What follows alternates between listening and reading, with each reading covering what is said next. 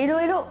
J'espère que vous allez bien, que votre business se porte bien, que vous avez des bonnes idées et que vous commencez à créer, à générer de l'argent avec vos business en ligne.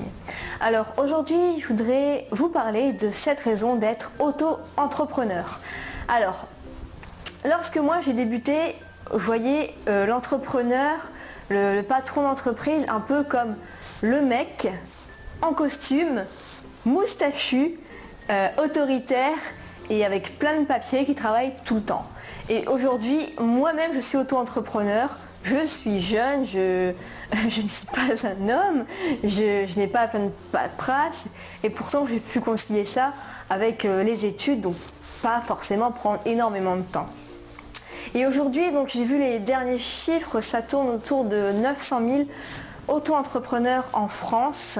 Donc c'est quand même énorme, ça représente 1,3% de la population française. Donc c'est quand même pas mal, on dit qu'il n'y a pas beaucoup d'auto-entrepreneurs en France et pourtant quand on regarde les chiffres, si. Et j'ai vu aussi qu'il y a 37% par contre qui souhaitent créer leur entreprise, mais il n'y a que 1,3% qui sont vraiment passés à l'action. Alors, première raison d'être auto-entrepreneur, c'est que l'inscription est simple comme bonjour. Alors vous allez sur le site l'auto-entrepreneur, vous allez cliquer sur adhérer au régime et déclarer votre activité. Vous remplissez quelques trucs, si vous n'êtes pas trop sûr de certaines catégories, c'est pas trop grave. Moi-même, parfois je comprenais pas tout ce que je faisais à certains moments. Les catégories parfois sont un peu bizarres, on ne sait pas trop où est-ce qu'on doit se mettre. Mais pas de souci, ça passe. Le principal c'est de se déclarer, quoi, si on gagne de l'argent.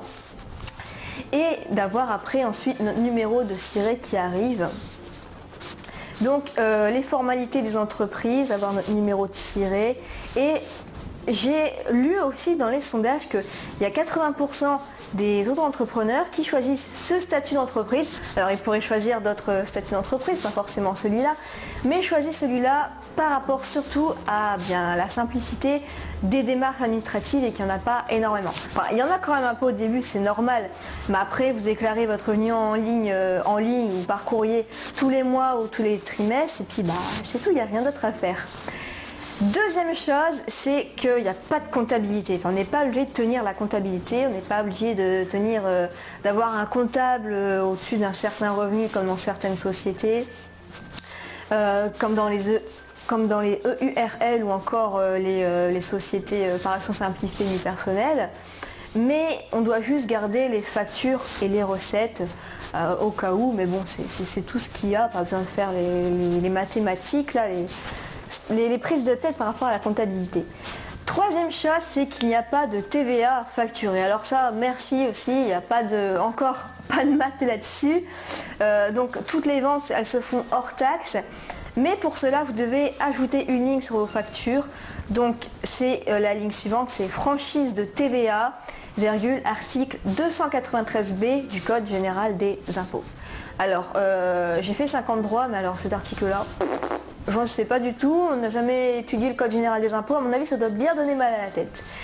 Quatrième chose, c'est on ne paye que par rapport à ce qu'on gagne. C'est-à-dire par rapport aux différences des entreprises classiques où eux ils doivent payer des cotisations prévisionnelles même s'ils sont en déficit. Et nous on paye des cotisations sociales que par rapport à notre chiffre d'affaires.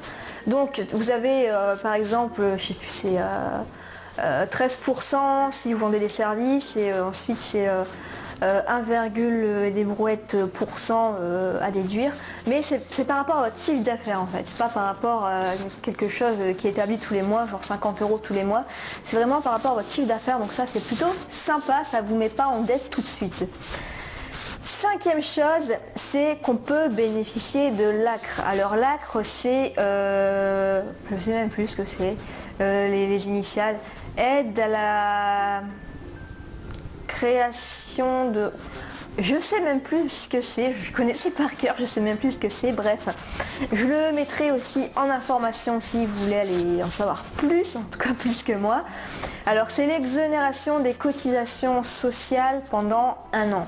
Alors on peut bénéficier d'exonération partielle des cotisations et continuer en fait à toucher le chômage à côté, donc ça aide à ceux qui touchent le chômage à reprendre une activité. Alors les bénéficiaires, il y en a plein.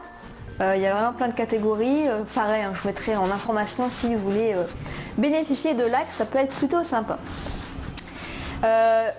Sixième chose, l'immatriculation est gratuite au RCS. C'est-à-dire que voilà, quand vous créez une société, ça fait plein de paperasse, donc il faut bien payer les gens, il faut bien payer le greffe. Et par contre ici, comme il n'y a pas de statut, comme il n'y a pas de mention, pas de publicité légale à faire, eh bien ça fait moins de paperasse, ça fait moins de boulot, et puis du coup pour nous c'est gratuit. Septième et dernière chose, c'est que vous avez un plafond assez haut avant de changer de statut. Alors c'est 82 200 € hors taxe pour les activités de vente de marchandises, objets et aliments, et 32 900 € hors taxe par an pour les activités de service. Alors si vous vendez des produits numériques, alors j'avais un doute quand même, c'est quand même un produit, mais est-ce que c'est un service? Et fiscalement, vendre des formations en ligne, c'est considéré comme du service.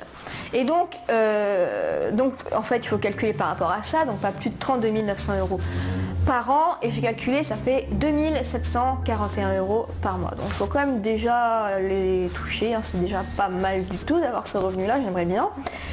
Donc voilà, ça fait quand même une belle fourchette avant de monter plus haut, choisir par exemple la société par action simplifiée. Bon, là il y aura plus de choses à faire, il y aura un peu plus de frais, mais ça veut dire que votre entreprise se porte bien. Donc voilà pour ces 7 raisons d'être auto-entrepreneur. Alors bien sûr il y en a plein d'autres, il y avait des termes un peu parfois plus compliqués, des avantages plus compliqués, il y a des inconvénients aussi, mais vous avez déjà 7 bonnes raisons d'être auto-entrepreneur. Alors oui, je sais, être auto-entrepreneur ça coûte cher quand même sur le chiffre d'affaires, je suis d'accord. Mais c'est quand même le plus sympa des statuts, je trouve, quand on commence à créer une activité, et même ma grand-mère pourrait le faire. Je vous retrouve dans une prochaine vidéo, et vous pouvez télécharger gratuitement mon livre « Devenez le morceau de chocolat de vos clients » avec d'autres cadeaux si vous téléchargez celui-là, vous verrez. Je vous en dis pas plus. Je vous retrouve dans une prochaine vidéo, passez une bonne journée, salut.